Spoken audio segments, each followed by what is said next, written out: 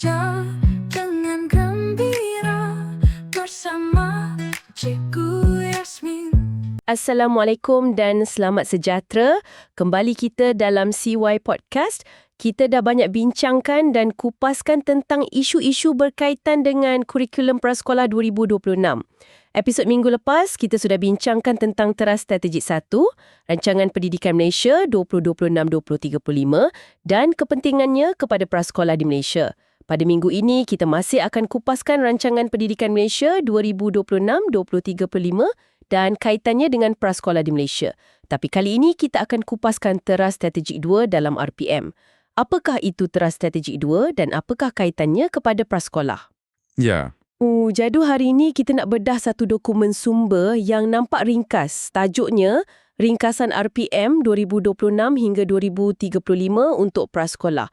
Tapi kandungan dia memang padat dengan wawasan yang saya rasa bakal ubah landscape pendidikan awal kanak-kanak kita.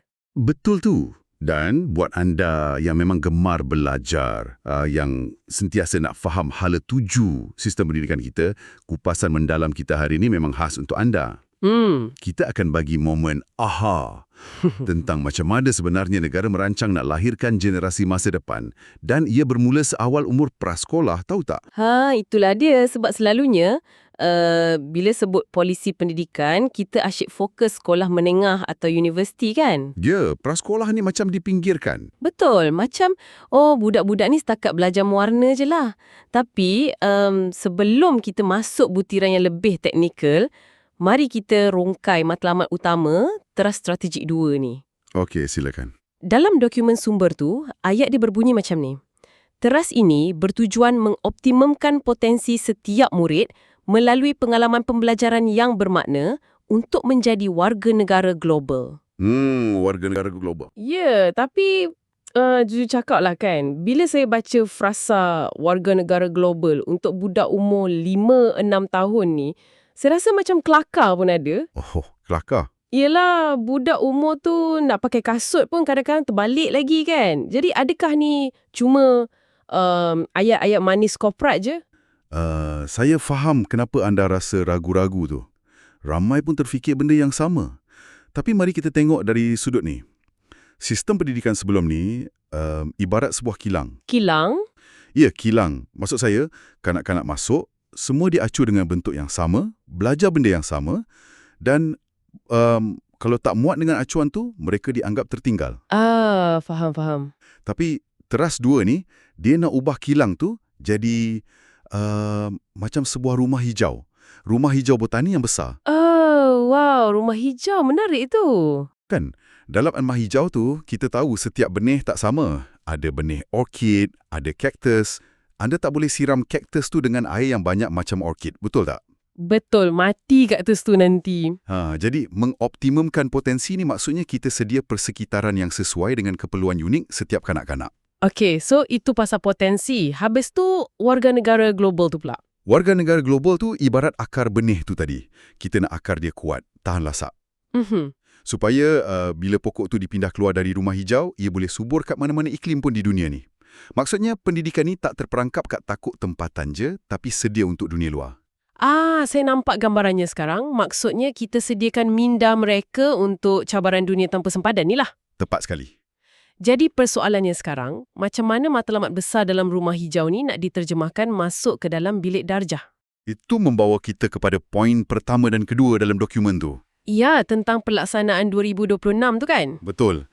Dia sebut tentang pelaksanaan kurikulum prasekolah 2026 dan fokus kepada 6 dimensi perkembangan murid. 6 dimensi? Okey, dokumen tu senaraikan sosio-emosi, fizikal, kerohanian, bahasa, kognitif dan kreativiti. Ya, 6 elemen tu lah. Jadi, apa maksud semua ni? Maksud saya, bila dengar perkataan dimensi ni, saya terus terbayang jadual waktu yang sangat padat.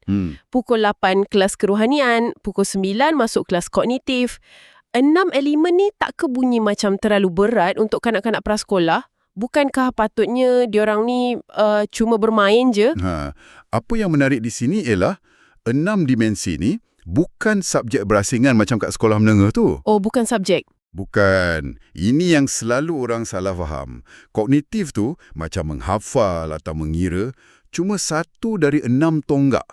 5 lagi tu wujud untuk seimbangkan perkembangan mereka. Okey, so macam mana benda ni berfungsi serentak? Kalau kita tengok dari sudut neuroscience, otak kanak-kanak ni tak proses maklumat dalam kotak-kotak yang berasingan.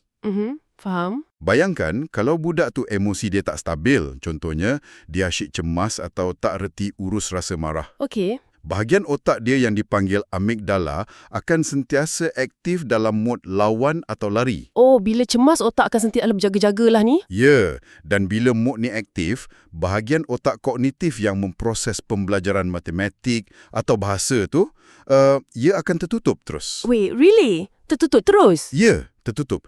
Anda tak boleh paksa budak menghafal nombor kalau tak ajar dia urus emosi dulu. Sebab tu sosio-emosi diletak sebaris dengan kognitif.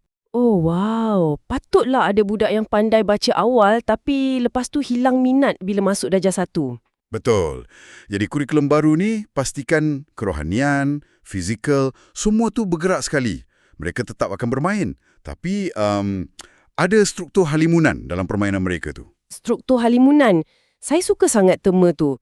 Mereka main tapi secara tak sedar tengah asah ke 6-6 elemen ni lah. Tepat sekali. Guru yang akan rancang pengalaman bermain tu.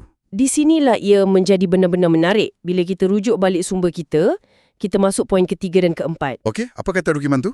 Poin ketiga sebut pasal pengukuhan literasi dan numerasi. Itu okey, asas membaca dan mengira. Tapi poin keempat ni dia agak kontras sikit. Kenapa tu? Dia senaraikan saya baca pemantapan karakter, pengurusan diri, teknologi digital dan minat membaca. Nampak tak pertembungan dia kat situ? Itulah pasal. Di satu pihak, kita ada teknologi digital yang kita tahu skrin dan gadget ni laju je. Tapi dalam ayat yang sama, ada minat membaca dan pengurusan diri. Macam, air dengan minyak cuba dicampurkan. Ya, tapi kalau kita kaitkan perkara ni dengan gambaran yang lebih besar, pertembungan ni sebenarnya disengajakan. Disengajakan macam mana tu? Literasi zaman moden memang perlukan penguasaan digital. Bayangkan, kemahiran teknologi digital tu sebagai sebuah enjin kereta lumba berkuasa tinggi. Okey, kereta lumba, laju tu. Memang laju. Kalau budak zaman sekarang tak dibekalkan dengan enjin ni awal-awal, diorang akan jauh tertinggal. Betul, sebab semua benda sekarang pakai kod, pakai aplikasi. Tepat sekali. Tapi kalau kita bagi budak enjin kereta lumba, tanpa pasang sistem brek dan steering kawalan yang kuat, apa jadi? Memang insiden jawabnya. Jadi pengurusan diri dan pemantapan karakter itulah breknya. Oh, jadinya karakter tu supaya mereka pandai kawal diri bila pakai gadget. Betul. Diorang kena tahu bila nak guna peranti tu dan bila masanya untuk letak skrin tu ke tepi dan berinteraksi dengan manusia depan mata. Bijak. Seolah-olah kita bekalkan mereka dengan gadget canggih, tapi pada masa sama kita tanam disiplin pahlawan supaya gadget tu tak kawal diorang. Ya. Kita nak kebijaksanaan guna teknologi tu wujud. Dan perasan tak, diselitkan dia nak membaca sekali. Ya. Minat membaca fizikal kan? Sebab dunia digital ni kan penuh dengan video pendek 15 saat, asyik bagi dopamin je. Ia bunuh daya tumpuan mereka. Betul sangat, cepat hilang fokus. So, bila kita wajibkan minat membaca bahan yang panjang, ia macam satu latihan rintangan untuk otak. Membina balik fokus di sebalik gangguan digital. Menarik gila. Enjin kereta lumba dan brek disiplin pahlawan. Okey, sekarang kita dah faham apa nak diajar. Tapi, persoalannya macam mana benda ni nak dilaksanakan dalam kelas? Kita tengok poin kelima dan keenam pula. Ya. Poin kelima kata, pendekatan pembelajaran bermakna. Dalam kurungan dia tulis bertema projek. Pendekatan projek. Terkejut juga saya, perkataan projek untuk prasekolah.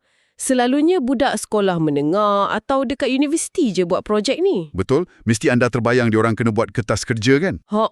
Takkan budak umur 5 tahun kena bentang slide PowerPoint pula kan? Tak, ini bukan projek macam tu. Ini menimbulkan persoalan penting tentang maksud projek untuk kanak-kanak. Okey, cerahkan sikit. Macam mana rupa projek diorang ni? Bayangkan macam ni. Daripada cikgu suruh budak duduk diam dan salin bentuk geometri kat papan hitam, pendekatan projek ni lain. Cikgu mungkin bincang tema seni bina. Lepas tu kelas tu penuh dengan kotak-kotak besar. Okey, kotak. Dan misi diorang minggu tu adalah bekerjasama bina satu istana kotak bersaiz gergasi. Wow, bina istana kotak dalam kelas. Ya. Dan masa diorang bina istana itulah, semua 6 dimensi tadi berlaku serentak. Oh, maksudnya bila diorang angkat kotak besar tu, itu fizikal lah kan? Betul. Bila bincang siapa nak pegang gam, itu bahasa dan sosio-emosi. Bila bumbung runtuh dan mereka kena fikir jalan penyelesaian, itu kognitif dan kreativiti. Wah, diorang belajar fizik asas dan semangat berpasukan tanpa sedar pun. Cepat sekali. Itulah yang dipanggil pembelajaran bermakna. Okey, saya dah nampak keseronokan belajar macam tu. Tapi ada satu kegusaran besar yang terlintas kat kepala saya ni. Apa tu? Benda ni berkait dengan poin terakhir, poin ke-6. Pendidikan wajib prasekolah dan akses sejagat. Ya. Poin yang sangat kritikal. Kita boleh ada kurikulum yang paling hebat di dunia, projek istana kotak yang seronok, tapi realitinya pendekatan macam ni selalunya makan kos tinggi kan? Adakah pengalaman hebat macam ni cuma budak-budak bandar, dari keluarga senang je dapat rasa? Budak yang mak ayah boleh bayar yuran swasta yang mahal. Habis tu, macam mana dengan anak-anak B40 atau yang kat pedalaman? Tak ke benda ni luaskan lagi jurang tu nanti? Soalan tu sangat tepat. Dan inilah sebabnya poin ke-6 ni adalah perubahan polisi yang paling radikal yang negara kita buat. Maksud anda perkataan wajib dan sejagat tu? Ya. Jadikan ia wajib dan sejagat adalah penyelesaiannya.